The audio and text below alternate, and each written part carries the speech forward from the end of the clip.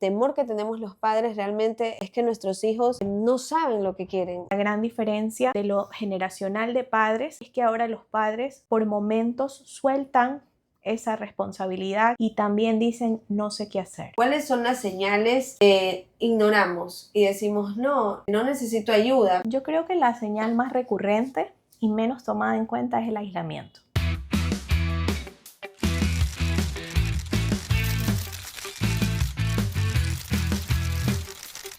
Estamos muy contentas, la tenemos aquí a la psicóloga clínica Carolina Andrade, que se encarga de atender a niños, a jóvenes y a familias. Carolina, muchas gracias por compartir este espacio con nosotras. Estamos de verdad encantadas y ahí la audiencia tiene algunas preguntas que hacerle, justamente sobre ahora último tenemos esta problemática de que no sabemos realmente qué sienten los jóvenes, qué quieren, los niños, la crianza positiva. Hay muchas cosas que realmente no las tenemos muy claras. Entonces nos encantaría que usted nos dé una guía o les dé una guía a la audiencia, a todos los padres y a las familias. Como psicóloga clínica, ¿qué áreas atiende y cuál es su especialidad? Bueno, gracias por la invitación. En el área de la psicología, la verdad es que las especialidades son algo bastante moderno. Hasta hace algunos años el ser psicólogo clínico era paralelo a ser médico clínico que atendía todo, ¿ok? En esta última época hemos tenido ya como una división un poco más clara que se da en función de los estudios de posgrado o de la práctica que cada profesional va teniendo. Yo en mi práctica profesional me dedico a atender infancia, adolescencia y digo familias porque cada niño y adolescente que es atendido es traído por un padre, por una madre o por unos padres en conjunto que vienen preocupados por ellos y que obviamente tienen que también recibir recomendaciones para saber qué hacer con ese niño, con ese adolescente en la situación que se está presentando. Hay ocasiones en que estos conflictos por un niño, por un adolescente, que como padres no saben cómo manejarlo, también causan diferencias como pareja. Entonces, en un primer momento se puede dar determinada atención o acogimiento a esta situación de pareja que está pasando, aun cuando yo no soy terapista de pareja, pero luego les doy paso al especialista que se encarga de esa área. Eso es mucha culpa a veces que sentimos los padres, y me incluyo, por algo que le suceda a nuestro hijo, ya sea más pequeño o adolescente. Carolina, ¿realmente eso es culpa de nosotros los padres o es culpa del crecimiento, del entorno, de la época en la que estamos viviendo? ¿Cómo usted considera estos cambios? Porque si vemos o si analizamos, tal vez los jóvenes antes no eran como son los jóvenes ahora. Tal vez tenían más claras sus cosas, más claro a dónde querían llegar, qué querían ser, pero hoy en día el temor que tenemos los padres realmente es que nuestros hijos no saben lo que quieren, es como que no sintieran. Eso, ¿cómo usted lo ve bajo su punto de vista profesional? Bueno, yo creo que eso básicamente ha sucedido en todas las generaciones. Si uno conversa con los abuelos sobre cómo vivió esa época de paternidad, cuando sus hijos eran jóvenes, también van a recordar que habían muchas cosas que eran desafiantes y que decían, estos jóvenes no son como fuimos nosotros. Y así sucesivamente. O sea, siempre ha pasado eso. Esto es algo que se va repitiendo. Solo que tal vez antes no se lo mencionaba tanto, puede ser. Más que antes no se lo mencionaba tanto, es que se tenía la completa entereza de decir, lo tenemos que solucionar. Yo diría que la gran diferencia de lo generacional de padres es que ahora los padres por momentos sueltan esa responsabilidad y también dicen no sé qué hacer.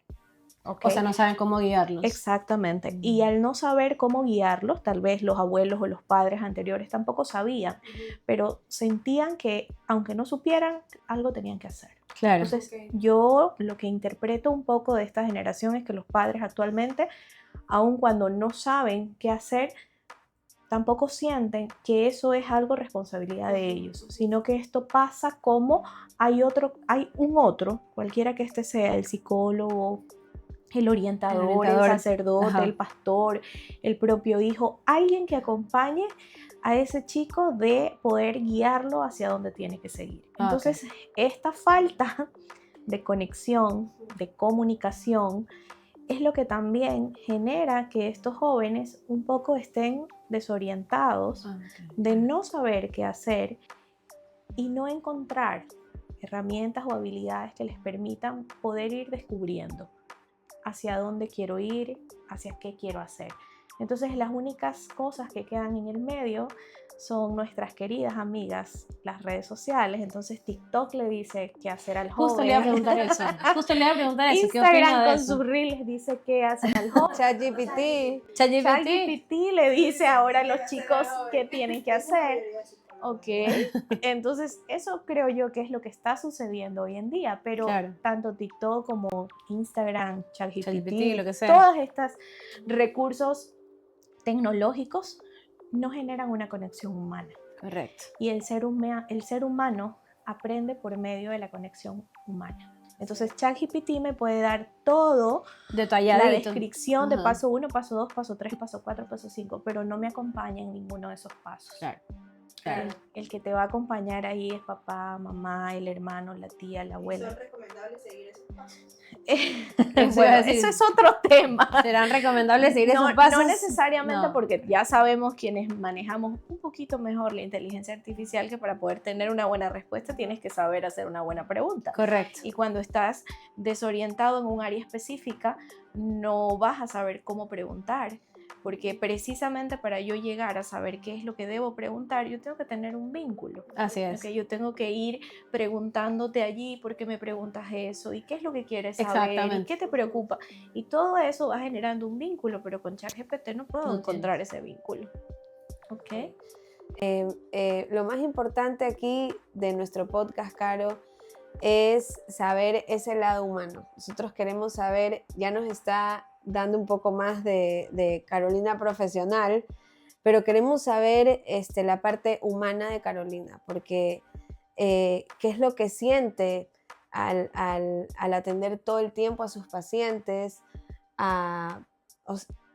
Yo lo veo como una persona externa, ¿no? Yo digo, bueno, estoy todo el día recetando, asimilando, pero como ser humano, usted, Caro, ¿qué es lo que hay detrás de Caro como ser humano?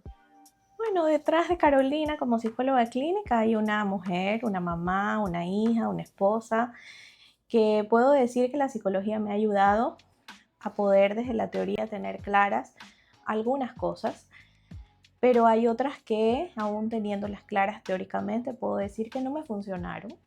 O que llegaron a un punto de decir hasta aquí te ayudó la psicología. ¿Qué más se puede hacer? Entonces, en función de que por momentos haber dicho, bueno, ¿qué más hago? Es que he estudiado tanto, es que cuando mi hija llegó a la adolescencia, por ejemplo, hubieron algunas cosas que no sabía cómo afrontar y que obviamente me llegó a decir algo más tengo que hacer. Luego me certifiqué en disciplina positiva y fue como un cambio. Es más, mis hijos siempre bromeaban con llegó la disciplina positiva a la casa, ¿okay? Pero así como llegó la disciplina positiva, sí, llegó a la profesional, pero también llegó a la mamá. Entonces es lo mismo que puede pasar en una familia en donde no necesariamente sus padres tengan que ver con la salud. Como esposa me ha pasado igual.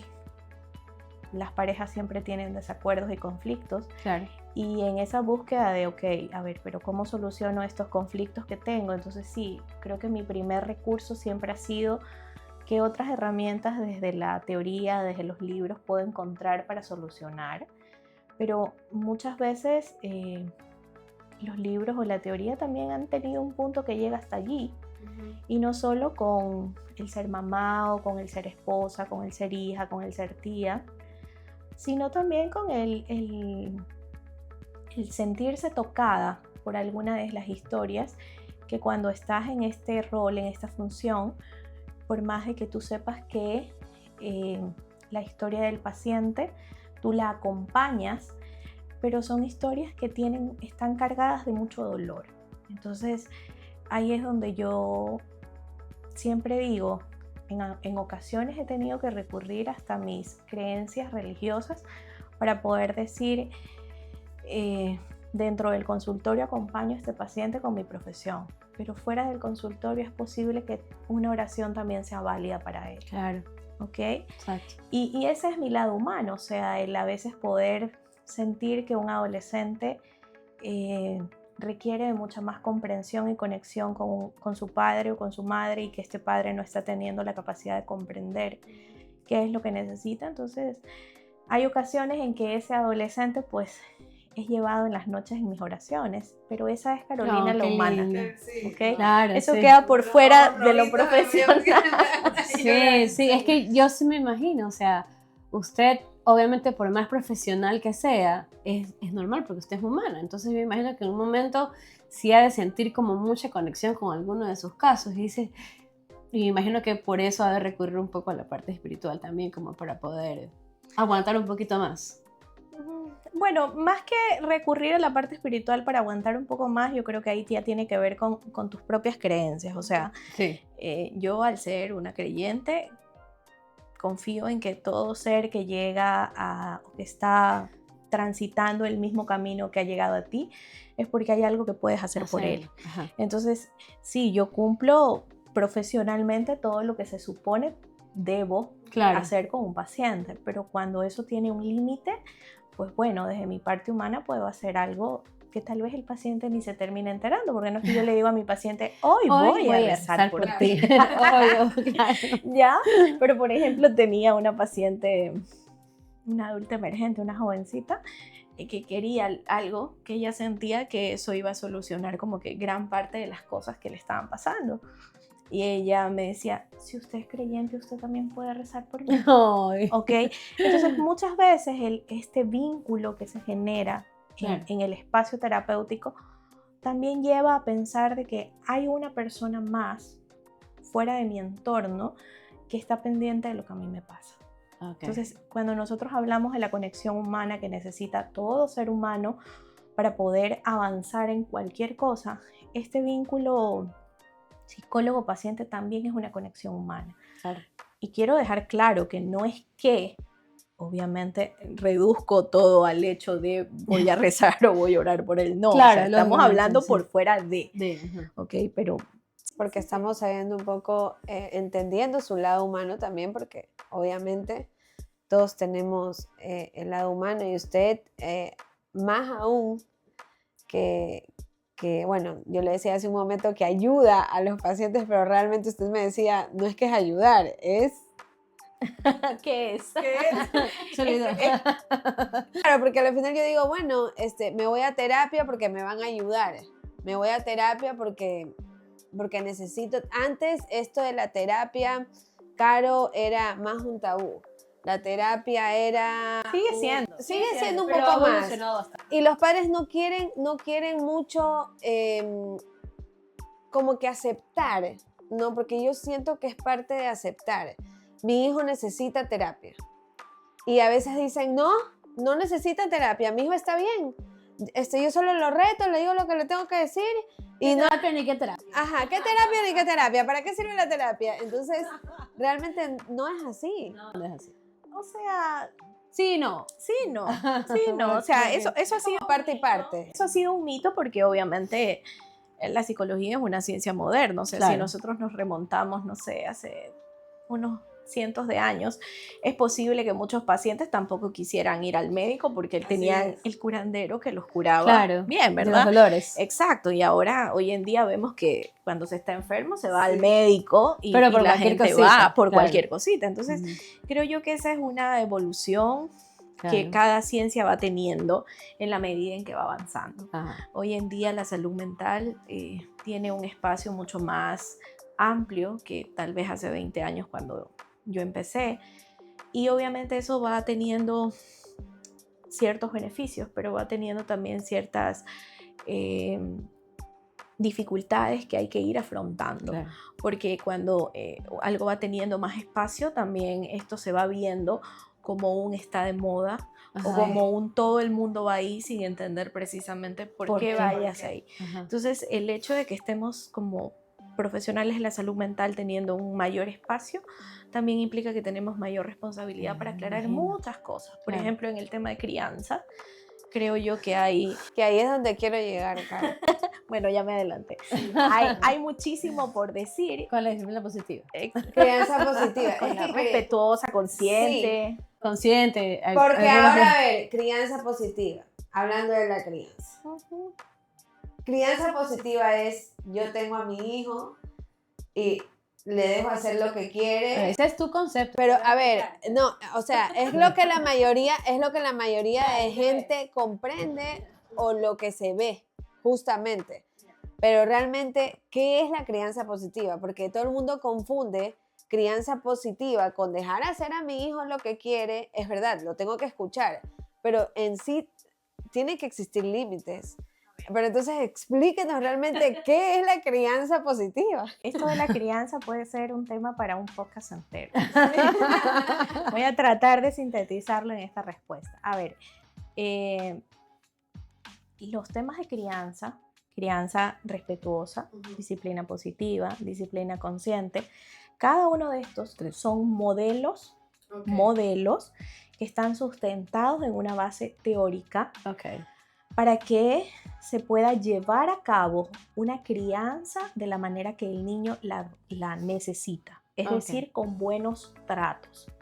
Si yo, como expliqué que son modelos, entonces si estamos hablando del modelo de crianza respetuosa, tiene una base biológica en donde se dice que hay que respetar todo el desarrollo y las necesidades que un niño tiene.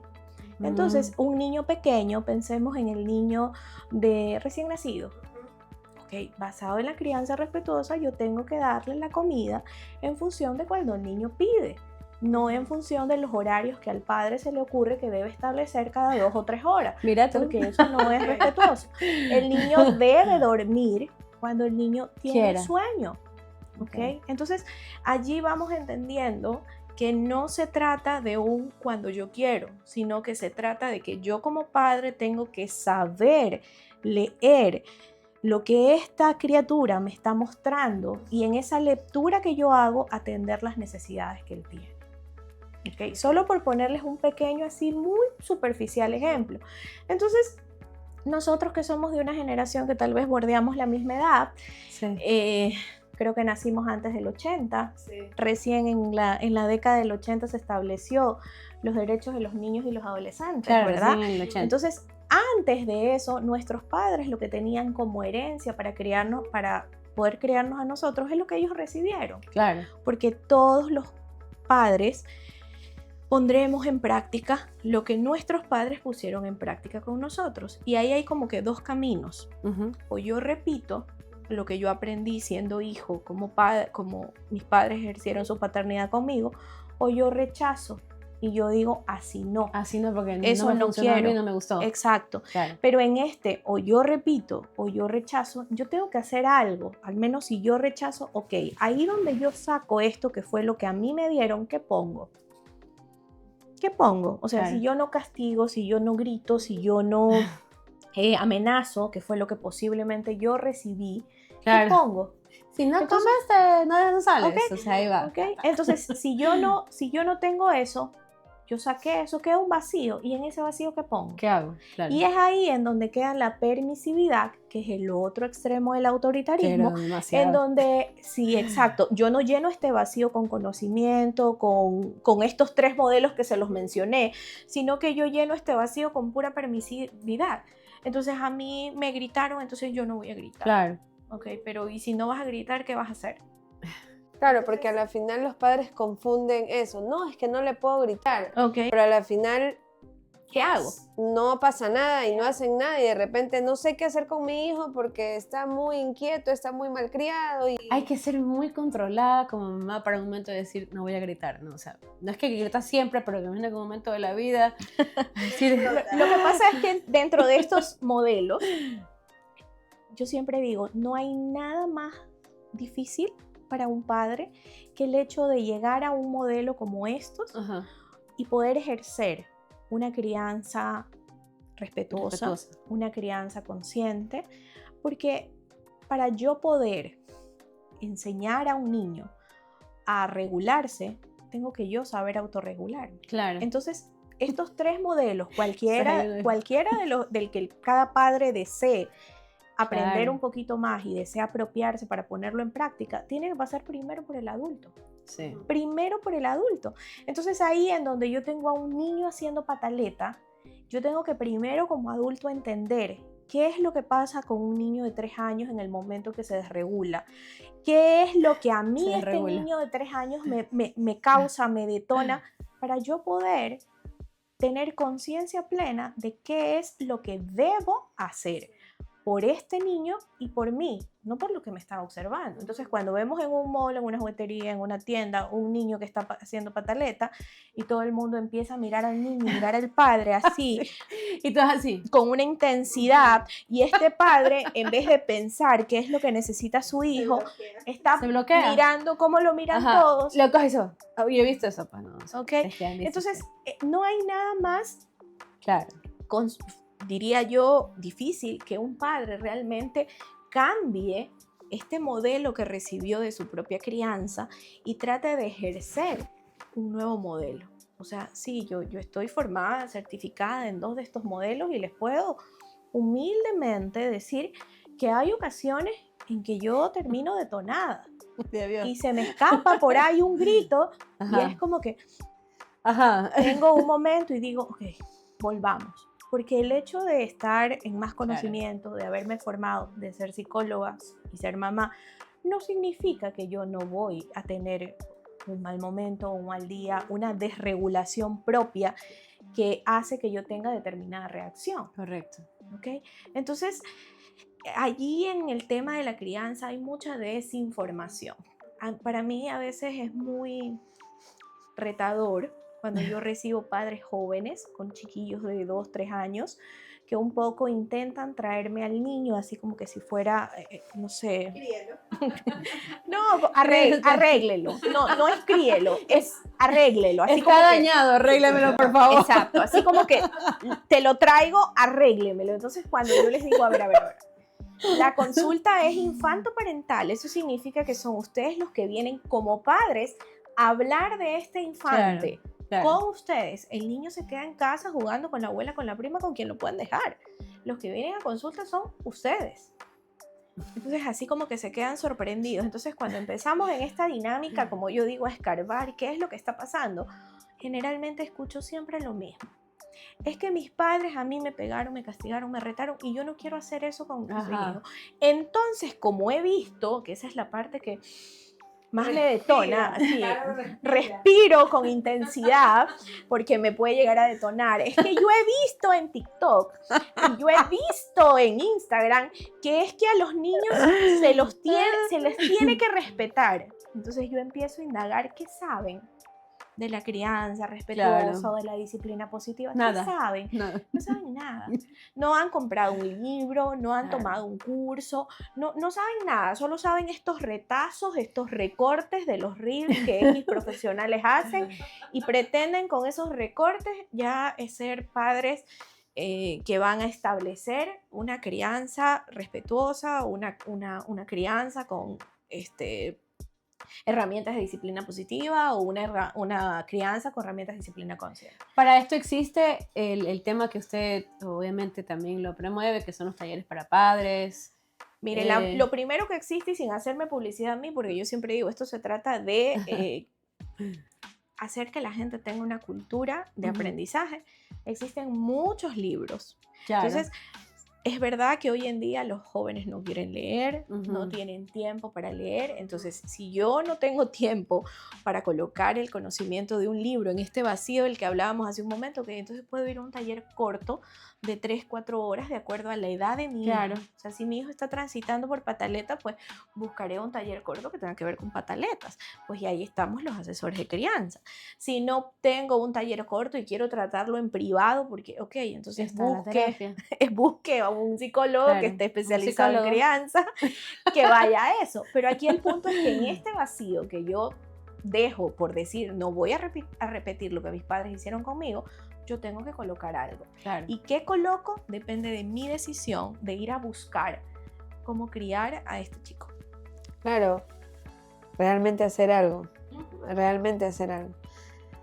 Y dentro Bueno, de es- eso, ajá. El tema es súper extenso, y así que si quieren saber un poco más sobre crianza, es crianza respetuosa, consciente y positiva.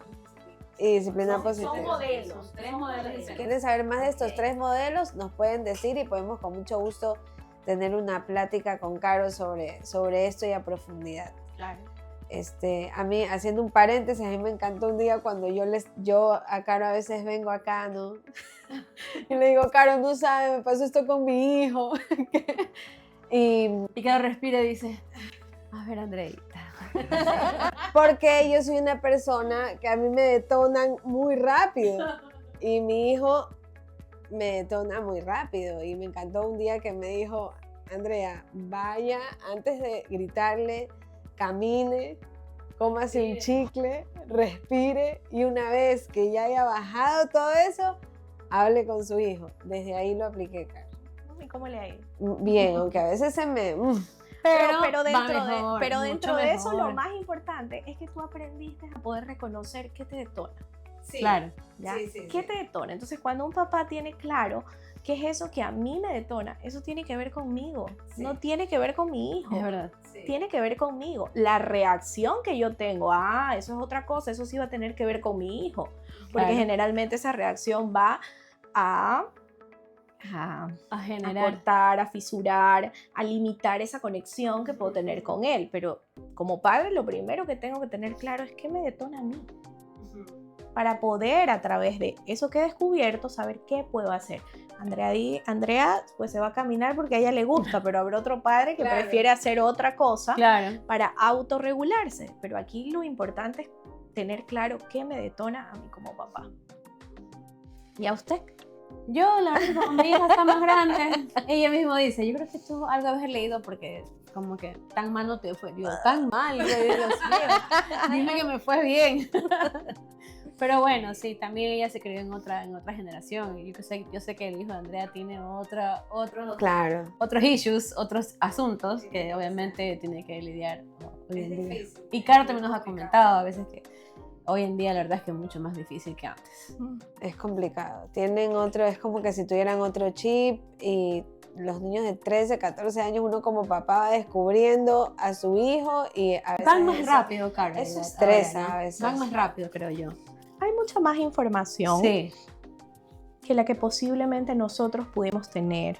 Y que ellos eso- puedan manejar también. Y eso hace que al tener más información, Ujú. ellos accedan a una cantidad de cosas que tal vez tampoco están listos muchas veces en cómo afrontar esos Ajá. temas. Y no es que no hayan existido en nuestra época, sí existían. Pero tal vez no teníamos Lo esa único que facilidad. Claro. Lo único que cambia, yo diría, es un poco la intensidad. Y que si bien o mal nosotros teníamos mayor conexión, tal vez no natural, a veces un poco hasta obligada, Claro. con nuestros padres porque había más tiempos para los almuerzos, para la Sí. cena, para los momentos familiares. Entonces, esa conexión que se daba a veces impuesta también permitía que como jóvenes no estuviéramos solo en eso que en ese momento descubríamos o nos Podamos ver interesaba. otras cosas. Hay un Exactamente. abanico de cosas. Salíamos a jugar. Nos Eso te iba a reuníamos decir. con nuestros amigos. Que justo ella nos dijo eso, ese tema de que antes era mucho más común o mucho más frecuente la relación personal, el socializar, el estar con otras personas, hace que igual tu mente esté en otra cosa, pero hoy en día no pasa eso mucho. porque Así están es. encerrados O están con los el juegos. PlayStation, o están están con con los TikTok, videos. o están con Instagram. Y uno entra al cuarto y le dice, hijo. Y él dijo, ¿qué, mamá?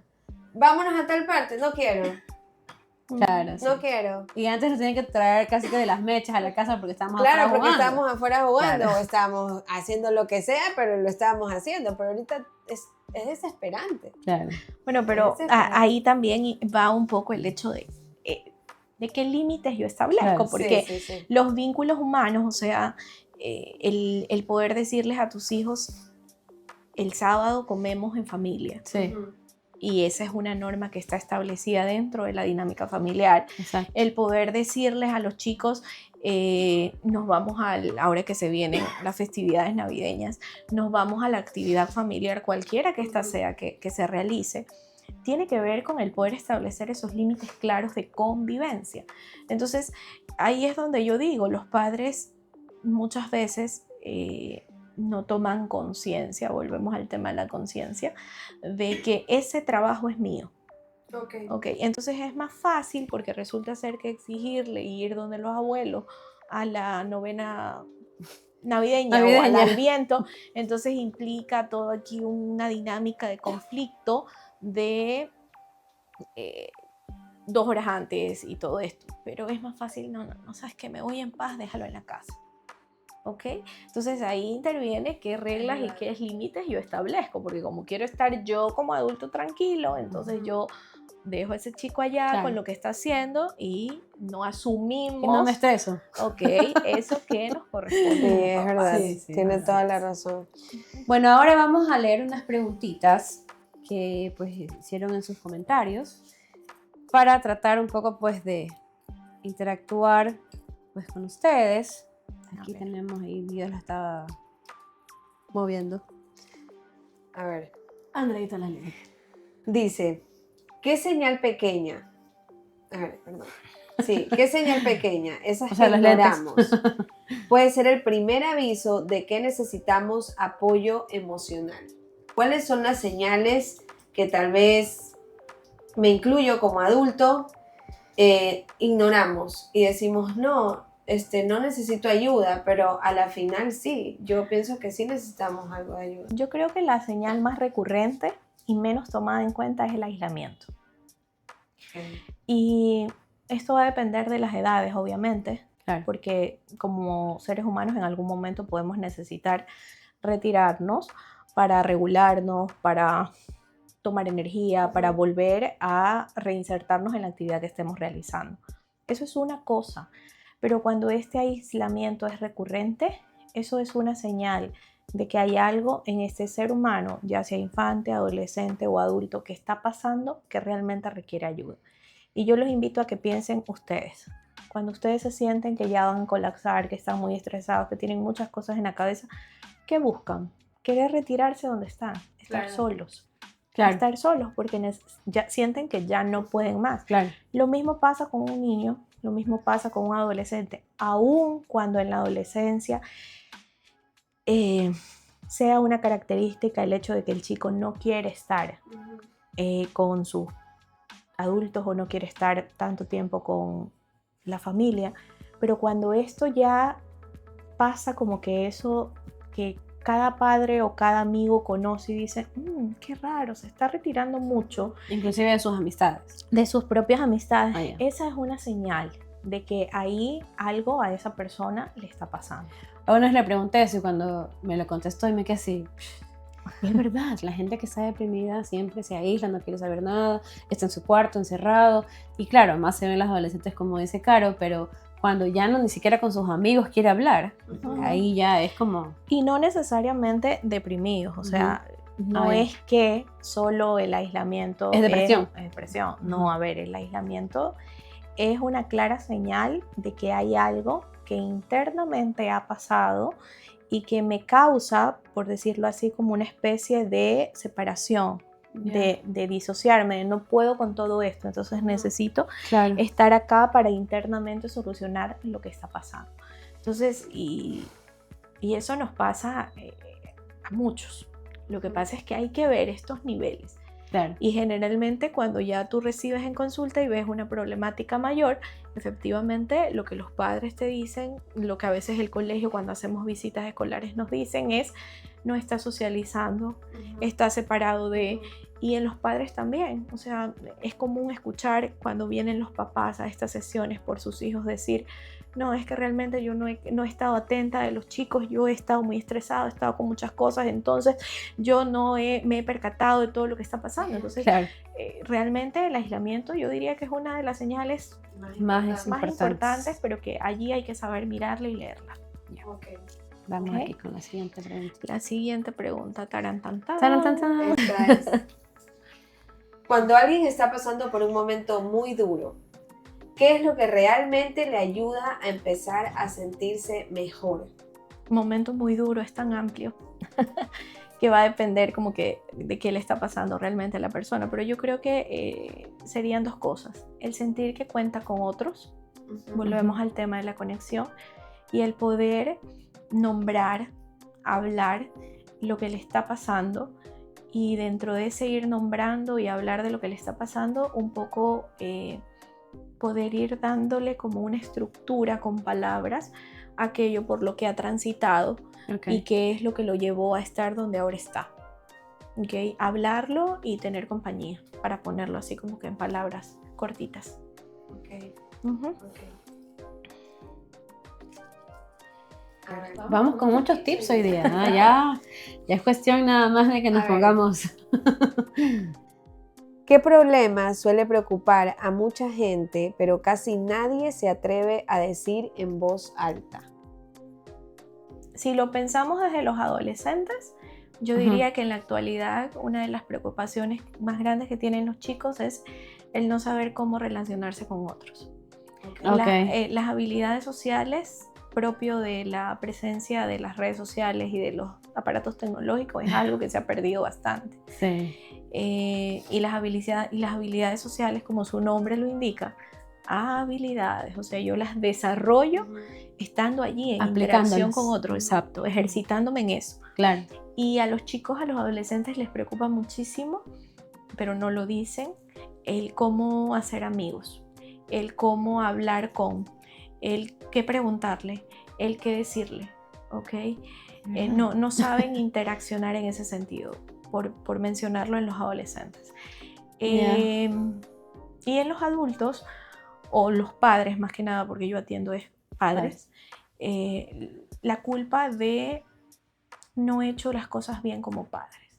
O sea, eso es algo que creo que lo escucho en todos los papás que vienen a consulta, por una cosa o por otra, pero esa culpa de es que siento que no lo hice bien como padre, y tener ese peso de la culpa porque pude haberlo hecho mejor, porque pude haberle dado a mis hijos las cosas mejor, y eso realmente es algo que no lo hablan.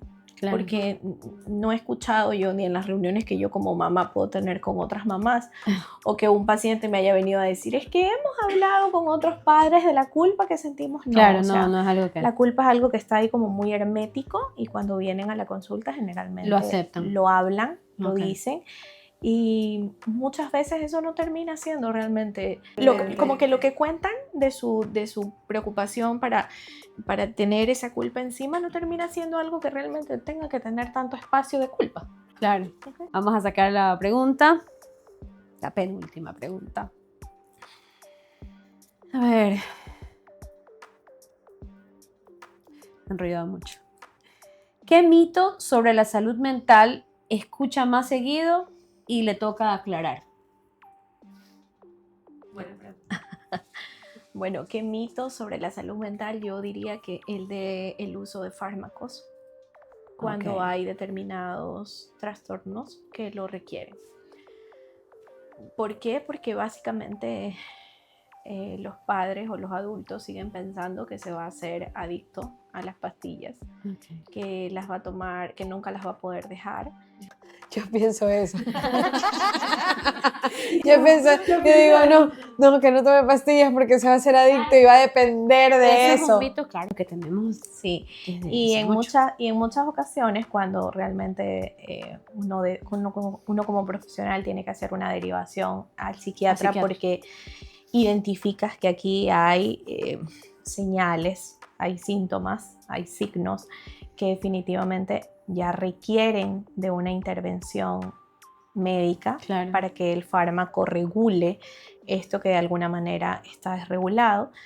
Entonces los padres se resisten y dicen, Nos asustamos. se resisten. Creo que nos asustamos. Claro. Se resisten mucho, pero siempre cuando yo les consulto por qué les preocupa de ir al psiquiatra, Ujú. qué les preocupa de una posible medicación, entonces lo que refieren es estas 3 cosas: se va a hacer adicto, no las va a poder dejar, las pastillas van a afectar a su Efectos desarrollo. secundarios, ajá. Exacto. Y eso toca aclararlo mucho, entonces aun cuando no soy la psiquiatra, no soy la que medica, entonces bueno, he tenido allí que pedirle a mis colegas psiquiatras que me expliquen el funcionamiento de los fármacos por encima, para decirles, a ver, lo que hace el fármaco es esto, el proceso que va a llevar el psiquiatra es este, como para que puedan tener una verdad y no un mito, y puedan acceder a esa intervención que en algunos casos es requerida. Ok, importante. Miren, ya no, es un mito. Ya no lo voy a creer, porque yo lo creía, yo me asustan, no va a perder la pastilla, después se va a hacer dependiente. No. Pero no. El buen uso y el buen tratamiento de los fármacos no genera dependencia en los pacientes.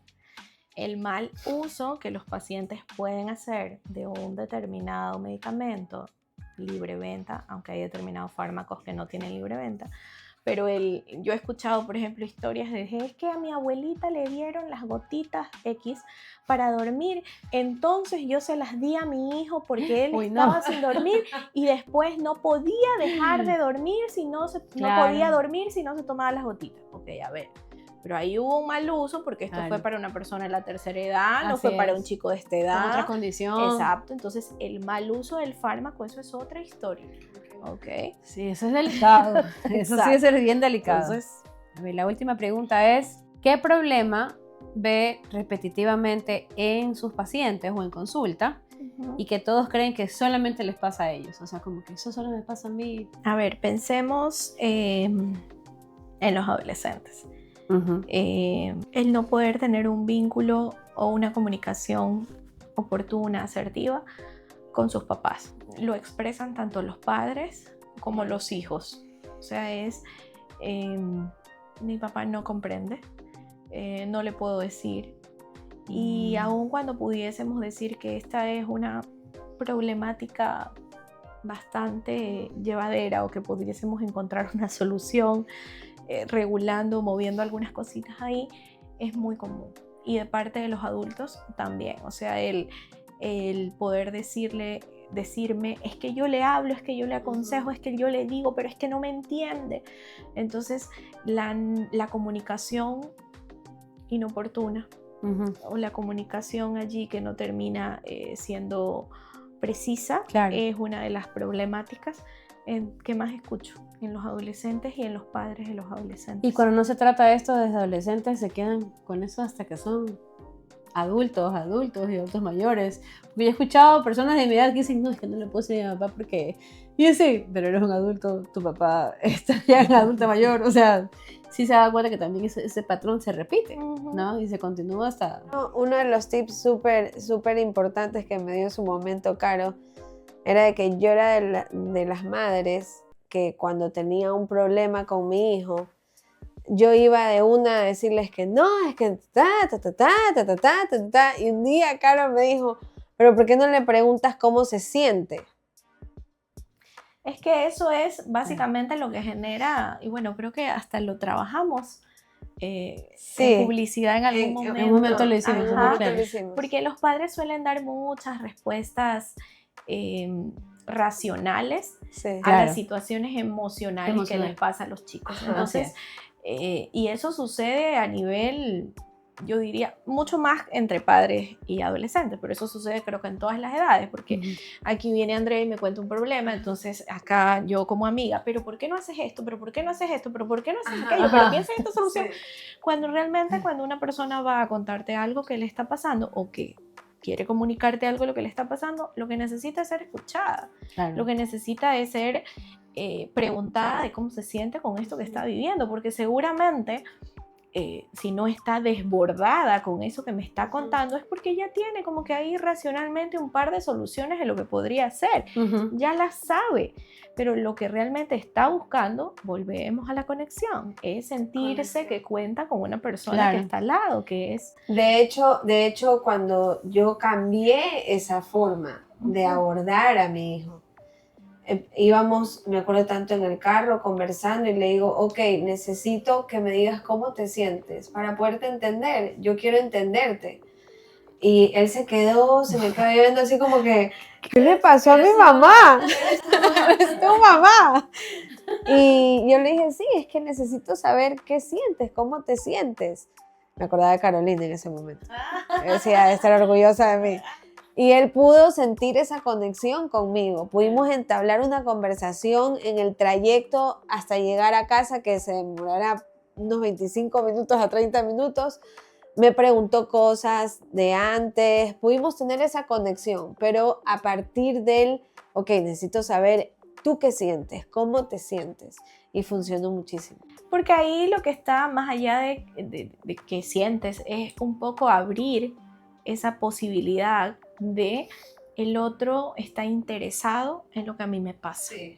Pero cuando yo doy respuestas de qué debes hacer tú. Como ya, hijito, ya, esas son cosas que pasan. Sí. Es lo que te tocó. Búscate otro amigo, entonces haz esta otra cosa. Entonces no estoy abriendo la posibilidad, más bien estoy cerrando ese punto de conexión y de comunicación. Y en lo que tú decías, que eso también le pasa a los adultos. Sí.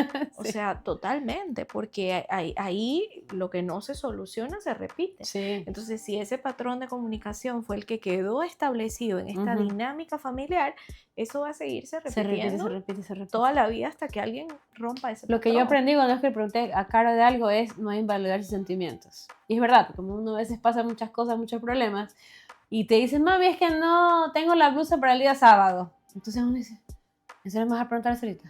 O sea, pero en realidad no solamente ese sería como que el problema que tiene, a veces hay un problema con un enamorado, con lo que sea, ¿ya? O con tal vez cómo se me vea, o cómo me sienta con mi físico. Claro, eso de la blusa va y por eso es que quiero una blusa en específico. Y uno como padre a veces responde, ya, mijita, tienes miles de blusas en el armario, ponte una. No quiere decir que le vaya a comprar una, pero ¿qué pasa? Hay que escuchar y decir el problema que tiene, a ver, ¿por qué? ¿Qué es lo que quieres hacer? ¿Qué tienes? No invalidar sentimientos. Eso sí me sirvió muchísimo porque también estaba en una etapa en la que a veces era, ay, Dios mío. Es difícil, Carlos. Es complicado. Pero es una práctica. Sí. O sea, es una práctica. Ustedes lo que ahorita me están devolviendo, que no me lo habían dicho antes. Aprovechamos. Pero me están devolviendo esto, es que precisamente ahí en donde tú te vas con esa recomendación y empiezas a hacer la tuya y la empiezas a poner en práctica en los momentos que puedes y con las posibilidades que puedes. Yo nunca le dije a Andrea, pregúntale a tu hijo cómo se siente. No. O sea, Andrea encontró la manera de poder preguntarle al chico precisamente qué era lo que sentía, cuando la recomendación que yo le di a ella fue, a ver, tú estás dando respuestas racionales, pero acá se está quedando en el aire lo que tu hijo está sintiendo. Hay que darle más valor y más espacio a esto que a todo lo que tú le puedas decir. Exactamente. ¿Ok?